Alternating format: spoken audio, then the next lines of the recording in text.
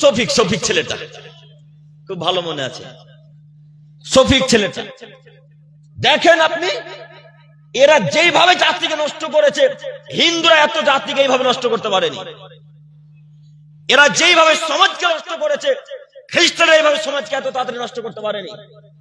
এরা যেইভাবে জাতিকে নষ্ট করেছে, আপনার ছেলে মেয়েকে নষ্ট করেছে, এইভাবে ইহুদিরা এত তাড়াতাড়ি মুসলমানদেরকে নষ্ট করতে পারেনি। দেখেন আপনার স্ত্রীর নীতি কত খারাপ, আপনার নীতি কত খারাপ। আপনার বাচ্চা ছেলের বয়স হচ্ছে 7 থেকে 8 বছর, তো কান্নাকাটি করতে শুরু করেছে, ও মোবাইল না হলে ভাত খাবে না। আর আসলে যে মোবাইল না হলে ভাত খায় না ছেলে পেলে, কথা মিলে না। বিশাল কান্নাকাটি করছে, 2 চোখ দিয়ে পানি, কান্নাকাটি করতে করতে করতে এক পর্যায়ে রক্ত বেরিয়ে যাবে এমন দৃশ্য। কান্নাকাটি করতে আছে, মোবাইল দেন, চুপ হয়ে যাবে। মোবাইল চুপ হয়ে যাবে কেন? আপনি আর আপনার স্ত্রী আপনার ছেলেটাকে মেয়েটাকে ওই নীতিতেই বড় করেছেন। কিভাবে? আপনার স্ত্রী কিচেন রুমে রান্নার ঘরে রান্না করছে, তো আপনার ছেলেটা আব্দুর রহমান, আব্দুল রহিম, আব্দুল জাব্বার, আব্দুল্লাহ, এই ওসরা বুঝেন, ওসরা কি বলেন,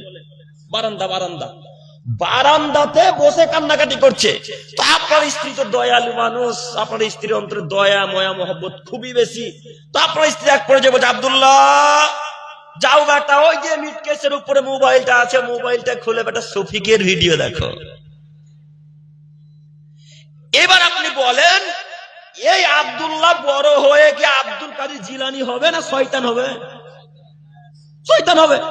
তো আপনার স্ত্রী আব্দুল কাদের জিলানীর আশা করে কি হিসেবে আব্দুল্লাহর কাছ থেকে? আপনার স্ত্রী তো আপনার ছেলেটাকে নষ্ট করেছে, আপনি আপনার ছেলেটাকে নষ্ট করেছেন। আর এই যে 3 নাম্বার শ্রেণীর ছেলেগুলা দেখছেন, এরা ওর ভাতিজাকে নষ্ট করেছে। এর মা, এর বাপ আব্দুল্লাহকে যতবার বলেছে মোবাইল দিব না, ততবার এই ছেলেটা বাইরে